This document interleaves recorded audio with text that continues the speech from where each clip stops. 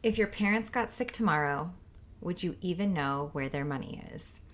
Or would you be sitting in a hospital hallway, guessing passwords, calling banks, hoping there's a life insurance policy somewhere?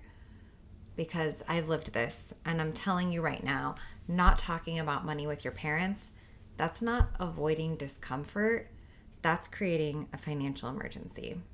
This is Mom's Money Talk. I'm Elli Ezra, the mom talking money like no one ever did for you. This is for the woman who's done managing money and ready to run her life like a business. I'm not a financial advisor, but I've built companies, sat in rooms with investors, and learned how money actually works. And here's the truth. You don't have a money problem. You have a systems problem. This isn't about budgeting harder or cutting lattes. It's about spending with intention, building assets, and thinking like the CFO of your household. Because if you're a mom, you're already running a business, the business of the home. So I'm giving you the playbook, one that makes your life feel lighter, not heavier. I've worked with millionaires, billionaires, managed multi-million-dollar budgets, and I've also been the one closing accounts after someone dies. I've dealt with trusts, attorneys, missing paperwork, financial chaos, and financial clarity. And what I can tell you is this, the difference between those two situations, it's a conversation. If you're running your household like a business, you're the CFO. And your parents, they're not just family, they are a future financial event. And I don't mean that in a cold way. I mean that in a prepared way. And I know some people hear that phrase and immediately recoil like, wow, that sounds transactional. No. You know what's transactional? The nursing home paperwork, the probate attorney billing you by the hour, the hospital asking who has power of attorney while everyone is crying in a waiting room. That's transactional. Preparation is love. Preparation is I care enough about my family that I don't want them drowning in paperwork while they're grieving. And honestly, a lot of millennials and Gen X moms are about to get hit with this all at once. We're raising children while simultaneously becoming financially responsible for aging parents. And this is happening during higher housing costs, higher healthcare costs, higher childcare costs, I don't have to tell you, and an economy where people secretly feel financially underwater, even if they look fine online. So when I say talk to your parents about money, I'm not saying go ask what you inherit. I'm saying get honest about reality. Because whether it's you supporting them or them leaving something to you or you just needing to manage their affairs, there is a financial intersection coming and most people are completely unprepared for it. Here's what's actually happening in the US right now. Over $80 trillion is expected to transfer from older generations to younger ones in the next 20 years. That's the largest wealth transfer in history. Think about that for a second. The largest transfer of wealth in modern history. It's happening quietly. While most families still can't even comfortably talk about credit card debt at dinner. And according to multiple wealth studies coming out of 25 and 26, a huge percentage of inheritors are expected to lose or mismanage wealth within one generation. Not because they're stupid, because nobody taught them the systems. Nobody taught them how does a trust work? What about taxes? What about asset transfers? How do I just organize documents or manage the risk? How to think long term? And honestly, this is one of the reasons I started the podcast. Because so much financial content aimed at women is still infantilizing. It's stop buying candles. Here's how to save $7. Meal prep harder. Like, come on. Women are managing households, managing aging parents, navigating healthcare systems, running logistics, raising children, working jobs, running side business hustles, and often carrying the emotional labor of everyone around them. That's not girl math. That's operations. You are already an executive. Nobody called you one. And most families have no plan, no documentation, and no conversation. So what happens? Confusion, family conflict, lost assets, massive stress during already emotional moments. This is not rare. This is normal. Okay, so I've been through this. from multiple angles. A parent passing without much in place, a financially unstable parent dealing with attorneys, trusts, accounts, life insurance. Let me tell you, even when it's simple, it's not simple. There's paperwork, logins, phone calls, decisions you're making while grieving. And what people don't realize is that grief destroys executive function. You could be smart and capable, organized, and suddenly you're sitting there unable to remember passwords, unable to think clearly, trying to understand legal language while emotionally shattered. We have to get ahead of this, and this is where systems matter. Because systems hold you up when emotions take you down. It's true in business, it's true in parenting, it's true in marriage, and it's definitely true around money. I remember realizing like, oh my God, one missing document can create months of stress, like the unknown account, the one missing beneficiary, one parent who handled everything. And listen, a lot of older generations come from a mindset where talking about money was considered rude. That's why we're doing this podcast. But silence is expensive. Silence costs families money every single day. And then there's the other side. I had a friend who was stressed out of his mind thinking he was going to have to financially support his parents. They finally had the conversation. Turns out they had assets. They had retirement. They had a plan. And just like that, his entire financial anxiety shifted. So here's the thing. If I could go back in time and do things differently, when my dad passed or father-in-law passed or my husband's grandma passed, here's what I would do earlier. I would have pushed for more organization before there was stress, before illness, before grief, before urgency, because once the emotions enter the room, everything gets harder. I also would have created one centralized place for information. Not, I think this is where the paperwork is. Not, oh, maybe mom knows. Maybe not, it's on a sticky note, right? An actual system. So doing this for my kids, for sure. But there is a binder, a password manager, a shared secure document.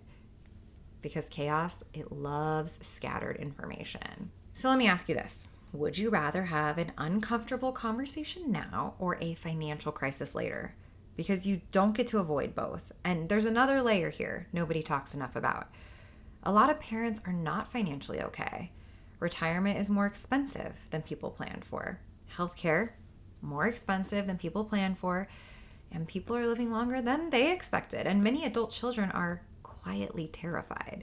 Terrified they're going to become the retirement plan, especially moms, especially women in the sandwich generation, us right now, because women statistically still take on more caregiving responsibilities for children and aging parents. I have a friend who just had to move her mother and mother-in-law into an assisted living, and she's in her 70s. This is mathematical now. If your parent suddenly needs memory care, assisted living, home health care, or financial support, and they will, that can alter your retirement trajectory too. This is why clarity matters. Not panic, not fear, clarity. I want you to take the emotion out of this for a second. Think about this again like a business. When one company is preparing to merge with another, they do something called due diligence. They don't just hope everything works out. They ask questions like, what assets exist? What liabilities exist? Where is everything held? Who has access? What happens if leadership disappears tomorrow? That's exactly what this is. Your family is doing a future financial merger. And right now, you may not have done due diligence. And look, I know this language sounds intense, but honestly, we normalize total financial avoidance in families. Meanwhile, if you were buying a small business for $50,000, you would absolutely ask these questions. You'd want statements, documents, liabilities, account access. But people will inherit homes, caregiving responsibilities, complex estates, and have literally zero information. That's insanity. And the emotional side of this is people think avoiding the conversation protects them, and it doesn't. It just delays stress until the stakes are higher. All right, so after you run it like a merger, and this is part of why I became obsessive about systems in my own life, I started realizing the more adult life becomes, the more dangerous the disorganization becomes. So now I'm the person with the notes, the folders, the documents, the trusts, emergency contacts, not because I'm paranoid, because I've seen what happens without it. And honestly, this applies beyond death too. Emergencies, hospitalizations, accidents, natural disasters, identity theft, scammers. Don't even ask about the scammer situation in my family. It's bad. So systems, they reduce the suffering. That's the whole game. This is where we get real. You need to know, do they have a trust or a will, and where is it? Next, what accounts exist? Bank accounts, retirement, investments. Is there life insurance? Policy details and beneficiaries, please. Who has access? Logins, passwords, advisors? Are there debts? Mortgages, loans, obligations? What are their wishes? Medical, financial, even funeral? Because here's the truth. If it's not written down, it doesn't exist. Cremated or buried, everything. And let me give you some real practical stuff here because I don't want this episode just to sound dramatic and existential. Okay, so here are a few things a lot of people don't know. Did you know? Many banks will freeze accounts after someone dies until the paperwork clears. Did you know if your parent's name is the only name on an account, you may not be able to access funds immediately, even if you're their child? So if you're trying to bury them, how do you do that without their money? Did you know beneficiaries on retirement accounts usually override what's written in a will? That means if a will says one thing, but the beneficiary form says another, beneficiary form often wins. A lot of people don't know that. Did you know having a will does not avoid probate in many states? You need the other paperwork. People think, oh, we have a will, we're good. Not necessarily. And by the way, I'm not an attorney. This is not legal advice. I'm telling you this because these are the kinds of things families discover way too late. All right, I've heard stories of people losing access to accounts forever. Families fighting over property, siblings discovering massive debt after someone dies, life insurance policies no one knew existed, and adult children paying expenses out of pocket while waiting for paperwork. Had a friend who had to pay for a mortgage until things came through. On the flip side, I've also seen families where everything was organized. Binder, passwords, attorney info, trust. Look into a trust. Instructions, accounts mapped up, and even in grief, there's peace. Not because they weren't sad, because they weren't drowning. And if your parents do have assets, now we're talking strategy. There are things like annual tax-free gifting to children. So you can actually have grandma start giving to your folks every year, tax-free. Or reducing tax burden across generations. This is something else. This is how wealth actually transfers cleanly. But again, you got to start by talking about it. All right, I know you're thinking this feels uncomfortable. Yes, it is. So is planning a funeral. Okay, so is picking what's on the gravestone. That broke my family. So is calling banks after someone dies. And so is trying to figure out if money even exists. Pick your discomfort, really. And honestly, if this episode overwhelms you, good. That means it matters. But let me simplify it. Here are 3 things I would do this week. Start a life admin folder, physical or digital. Do one for yourself, too. I'm serious about this. Birth certificates, insurance policies, trust documents, account lists, emergency contacts, medical directives, passwords, attorney information. Just start somewhere. Some of that you won't have. But organization is a form of wealth. Rich people understand this. Wealthy families often don't just have more assets, they have more systems. 2, put beneficiaries on everything. Retirement accounts, life insurance, bank accounts if appropriate, and update them. This is for you and your parents. Many people forget this, right? After marriage or divorce, children, deaths, falling outs, and then you're really in a nightmare.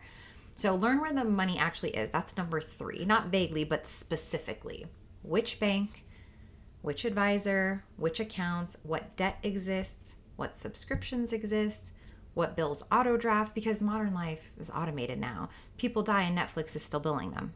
Storage units, software, credit cards, all the auto payments. Everything keeps moving unless someone knows where to look. Okay, so how do you start the conversation? Don't make it dramatic. Don't make it about death. Make it about responsibility. I would ask my dad, do you want to be buried or cremated? I'll tell you later. Never told me. All right, so we talk instead about, hey, I'm getting more organized with our finances. I realize I don't actually know what your setup looks like. If anything ever happened, I want to be helpful, not guessing.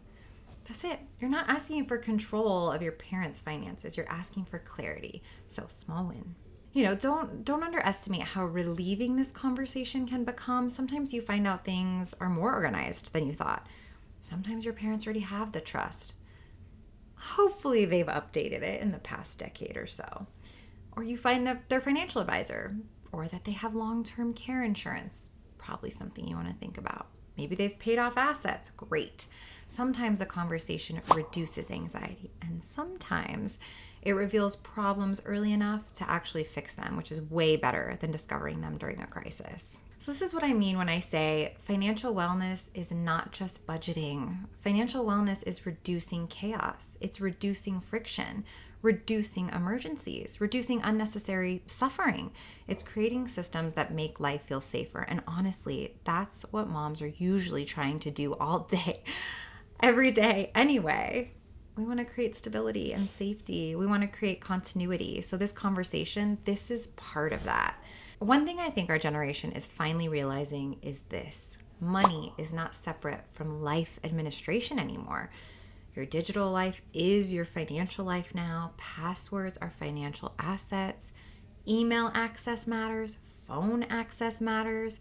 Two-factor authentication matters. I mean, honestly, some people couldn't even access a spouse's photos if something happened tomorrow. So this conversation isn't old school. It's incredibly modern. If you are the CFO of your household, this is part of your job, mama. Not because it's fun, not because it's easy, but because it matters. It could still be fun. So here's what I want you to do. Have the conversation this week. And if you don't even know what to ask, I've built a workbook for this. Questions, checklists, exactly how to organize it, because this is one of those things you either handle it now or you pay for it later. And I don't mean financially, you pay emotionally, mentally, relationally, because money, stress during grief, it changes families. So have the conversation, not from fear, not from greed, not from entitlement, from maturity, from leadership, from love. Because the women listening to this podcast, we're not children anymore. We're becoming the matriarchs now. And matriarchs, we need information.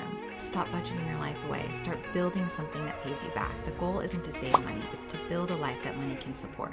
Spend smart, acquire assets. I'm Elli Ezra. I'll see you next time.